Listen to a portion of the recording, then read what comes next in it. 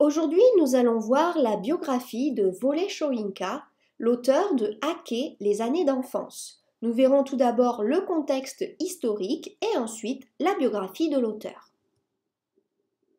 La littérature postcoloniale est aux prises avec l'héritage du colonialisme principalement occidental, y compris les effets du colonialisme sur les peuples et les cultures colonisées et souvent opprimées.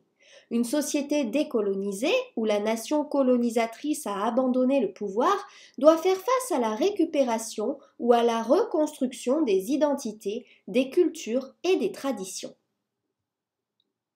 L'altérité est une caractéristique fréquente de la littérature postcoloniale. L'altérité décrivait à l'origine la relation entre une personne postcoloniale et la culture occidentale, mais elle a été étendue pour décrire le sentiment de déplacement ou de non-appartenance à sa propre culture. La lutte pour l'autonomie ou le contrôle de ses propres décisions est une autre caractéristique commune de la littérature postcoloniale. Le septième pays le plus peuplé du monde, le Nigeria, est situé en Afrique de l'Ouest sur le golfe de Guinée. Avant l'arrivée des Britanniques à la fin du XIXe siècle, le territoire maintenant connu sous le nom de Nigeria était divisé entre tribus indépendantes. Les forces britanniques ont fait la guerre aux peuples autochtones pour prendre le contrôle de la terre.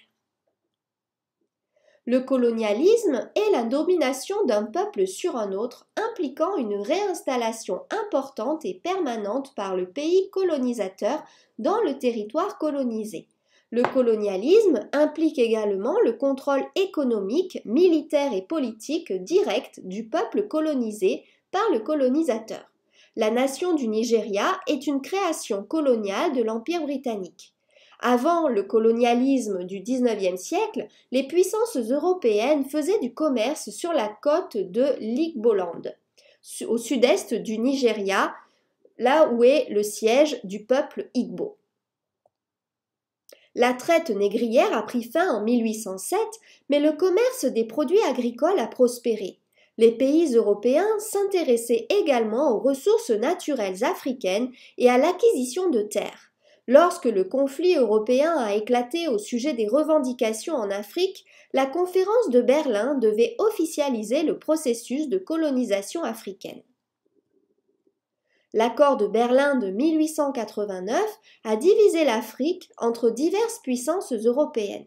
La Grande-Bretagne s'est vue accorder un territoire autour du fleuve Niger qu'elle a géré comme deux protectorats distincts. En 1914, les deux protectorats ont été fusionnés et le Nigeria est né.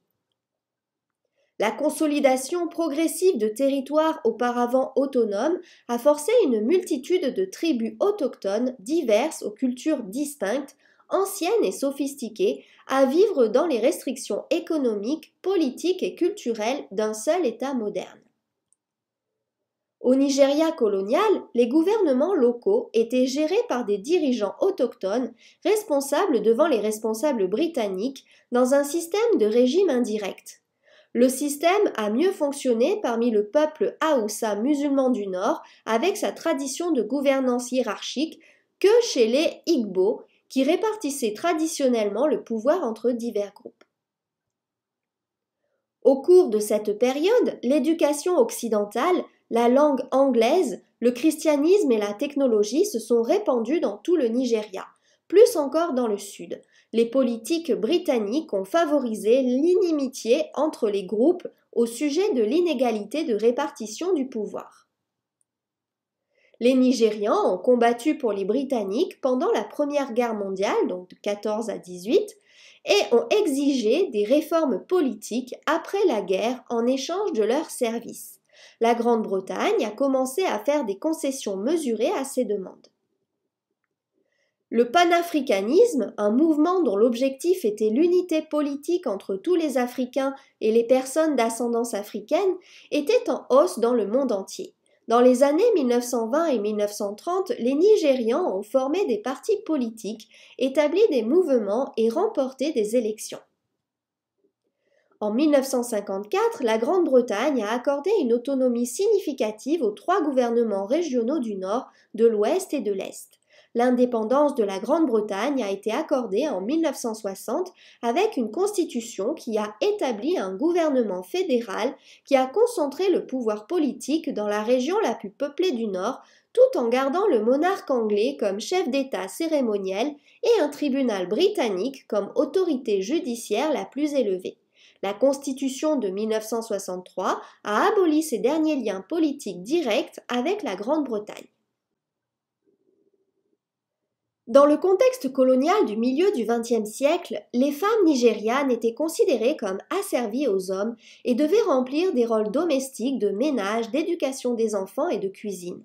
Les hommes prenaient la plupart des décisions et étaient considérés comme politiquement plus puissants. La situation n'a pas toujours été ainsi. Avant la colonisation du Nigeria, les femmes détenaient un pouvoir social important. Elles participaient à des activités économiques, étaient souvent chefs de village et prenaient des décisions importantes qui affectaient des communautés entières. Parce que le Nigeria est composé de nombreux groupes ethniques distincts, les approches des institutions telles que le mariage varient. Dans de nombreuses cultures nigérianes, les mariages étaient traditionnellement arrangés. La polygamie était courante dans toutes les classes sociales. Les femmes étaient souvent fiancées à un très jeune âge et avaient peu d'attentes d'amour, d'affection, de communication ou de complicité de la part de leur mari. Au lieu de cela, elles tissaient souvent des liens entre épouses d'un même mari. Aucune loi ne protégeait les épouses contre les relations sexuelles non désirées, car le viol conjugal était et reste légal. Au Nigeria, toute relation sexuelle est considérée comme consensuelle lorsqu'elle se produit entre un mari et sa femme, que les deux partenaires soient d'accord ou non. Depuis les années 1960, certaines lois protègent les droits des femmes, mais les attentes de la société favorisent toujours les rôles restrictifs entre les sexes. Malgré de nombreux autres échanges sociaux, la plupart des mariages incluent toujours un paiement de dot. Nous allons maintenant étudier la biographie de Wole Soyinka. Akiwande Oluwole Babatunde Soyinka, qui a ensuite abrégé son nom en Wole Soyinka, est né à Abeokuta, dans l'ouest du Nigeria, le 13 juillet 1934. Son père était ministre anglican et Soyinka a été élevé sur un complexe de missions anglicans. En même temps, il a développé un lien fort avec ses racines yoruba par l'intermédiaire de son grand-père, un prêtre yoruba. Enfant, Soyinka était curieux et charmant et il excellait à l'école. Il a obtenu son diplôme universitaire préparatoire en 1954 et s'est installé en Angleterre pour fréquenter l'université de Leeds où il a obtenu son baccalauréat S.Art en littérature anglaise en 1958. Il est ensuite retourné à Leeds pour son doctorat qu'il a terminé en 1973.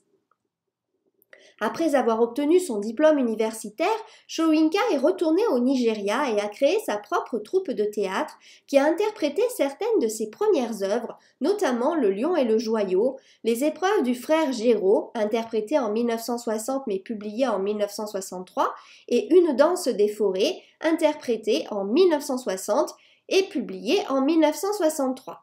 Toutes ces premières pièces contiennent des messages sérieux cachés dans des histoires satiriques ou comiques.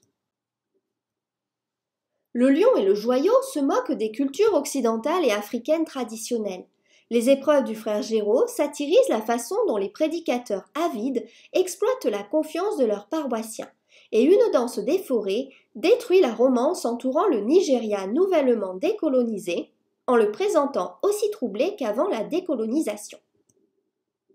Au milieu des années 1960, les pièces de Soyinka ont commencé à prendre un ton plus politique. Pendant la guerre civile nigériane, de 1967 à 1970, Soyinka a écrit un article demandant un cessez-le-feu. Cette demande a fait craindre au gouvernement que Soyinka ne soit un sympathisant rebelle et il est arrêté. Soyinka a été détenu en tant que prisonnier politique pendant 22 mois, période au cours de laquelle il a écrit Poème de la prison, 1969. Il a également publié Cet homme est mort, 1972, sur son arrestation et son emprisonnement. Malgré son emprisonnement, Soyinka est resté politiquement actif, grâce à son implication dans de nombreuses organisations, y compris l'Organisation démocratique nationale, le Conseil de libération nationale du Nigeria, les organisations pro-conférence, PRONACO, et le Front démocratique pour une fédération populaire. Bien qu'il soit considéré principalement comme un dramaturge, Soyinka a publié des romans, des poèmes, des critiques littéraires et des écrits politiques. Il publie Aké, les années d'enfance en 1981. En 1986, il est devenu le premier Africain noir à recevoir le prix Nobel de littérature.